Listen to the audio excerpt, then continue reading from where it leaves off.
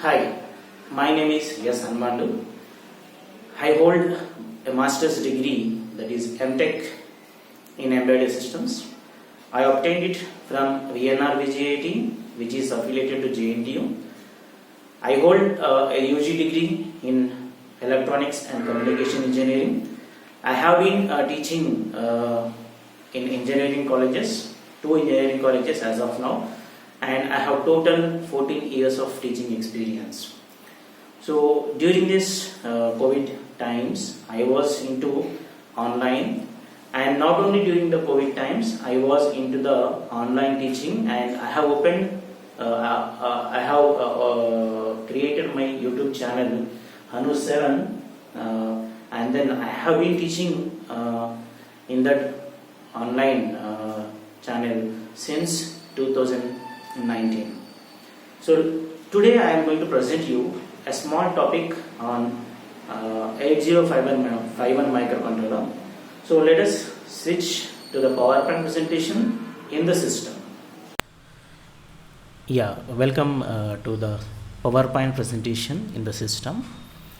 So here, as I mentioned, I'm going to explain about what is a microcontroller. But before that, let me introduce myself again here. So I am HANU7, Associate Professor in the Department of ECE, and I am a well qualified, as I told you just now in the previous frame.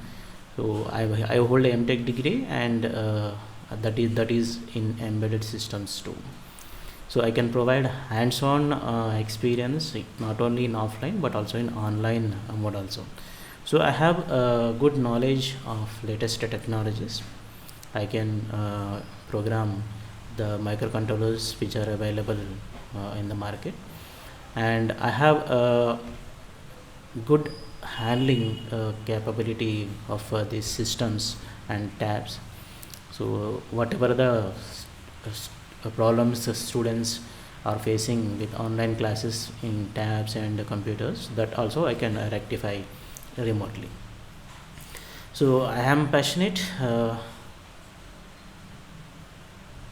teacher, and I am programming controllers. I am good at programming controllers 8051 and Arduino. So coming to this microcontroller, so microcontroller is any device that accepts raw data, process it, and gives output. So for example, if you consider a printer, so by clicking the print button in the system, the information will be received by the printer via a cable, and it will process the information. It will give us the output on the paper. That means the microcontroller which is there inside the device printer is accepting the raw data or the information, whatever the command from the system, and it is processing that and giving us the output. So it is as simple as that. So it is any device that accepts a raw data, process it, and gives output. So if I say add 2 numbers, give the raw material 2 plus 5, and it will give us the output 7. Okay, so input it will process, and we have to take the output.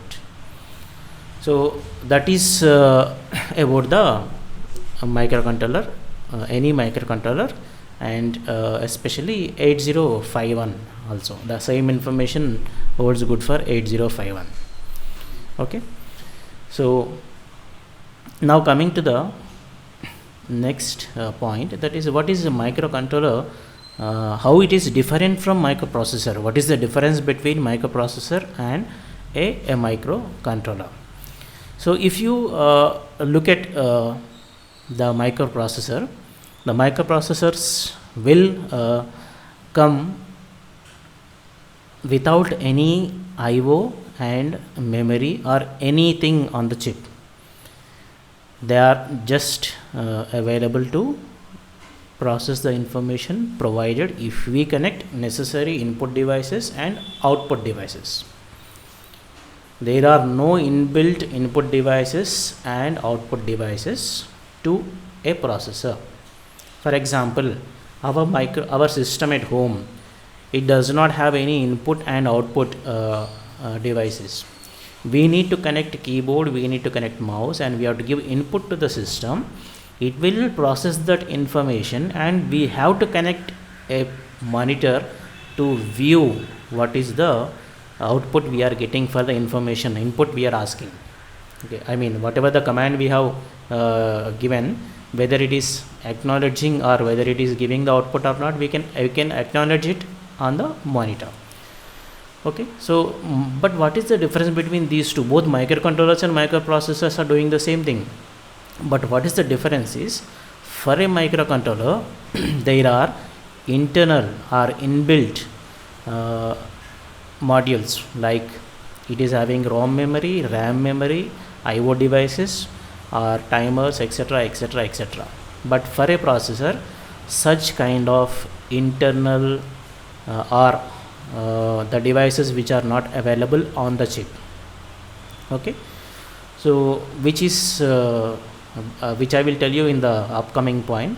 So what is internal memory versus external memory? As you know, it's very clear that whatever the memory your device supports, that is called as internal memory. Whatever the memory that is available on the device, on the chip, that is called as on chip memory especially. And whatever the memory it can support externally. Say for example, the microcontroller 8051 is having internal memory of 4 kilobytes RAM and 128 bytes of RAM. It does not mean that it can take external memory of up to 1 TB. It is not like that. External memory capability is decided by the two factors, address bus and data bus. So the maximum memory up to which it can handle, we can connect it externally. That memory is called as external memory. But whereas the other memory is which is there inside the device is called as internal memory. So off chip versus on chip. On chip, just now I told you, whatever the memory, whatever the IO devices, whatever the timers which are available on the chip are called as on chip. If it is a memory, on chip memory. If it is IO, on chip IO devices. Okay, if it is off chip, okay, whatever the things we are connecting externally, they are all called as off chip devices. So let me explain the same with the help of this diagram. So here you can see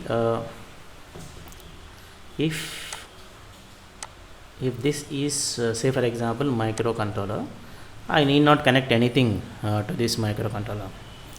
But whereas if this is a microprocessor, what I have to do is I have to connect input devices, okay, and I have to connect these are the basic things, input and output interfacings. Okay, with the help of buses I will do that connections. I will explain you what are the three different types of buses which are available to connect the devices.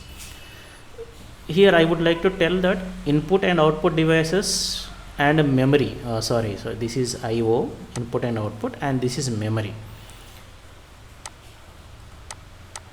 Even the diagram whatever I drawn is also correct. If I draw a memory and connect it here, it will be also good. But what is the good procedure is always input devices on one side and memory on the other side. We have to do that. So but whereas for a microcontroller I need not connect the memory. The memory is available on the chip itself. 4 kilobytes of ROM memory, 128 bytes of RAM memory. And then there are 32 input output lines, there are 2 timers, 6 interrupt sources, 1 serial port. All are available on the same chip. That is called as on chip.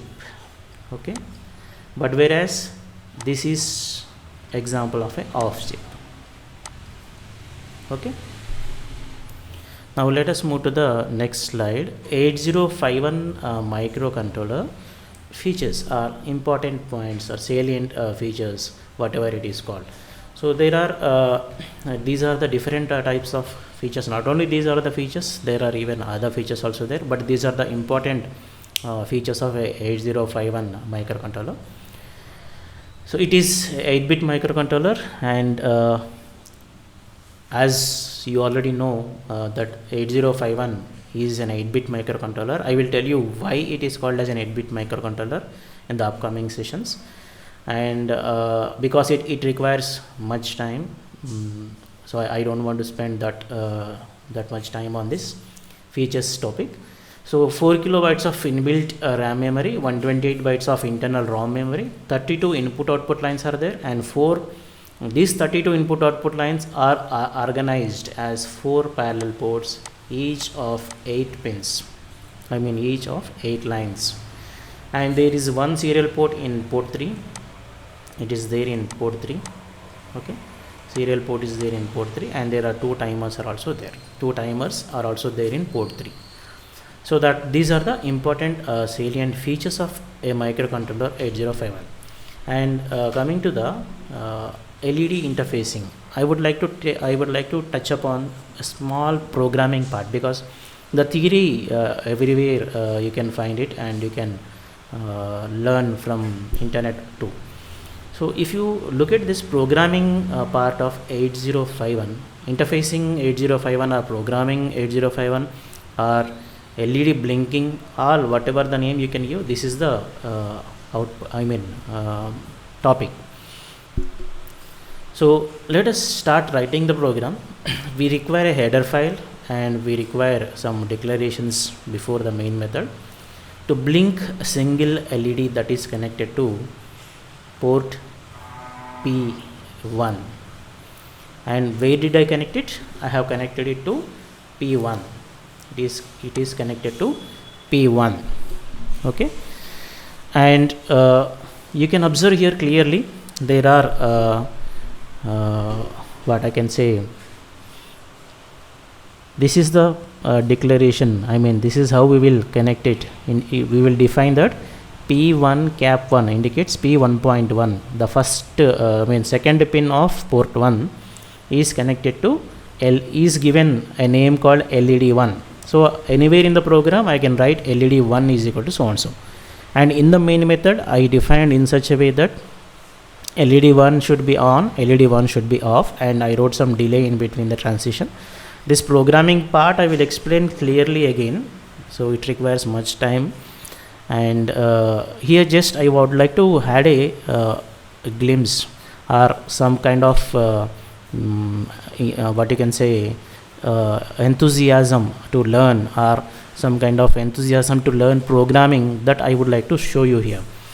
So you can see here the output of this program is available in parallel port P1, and you can see the blinking is possible. You can see the blinking is available here at P1.1.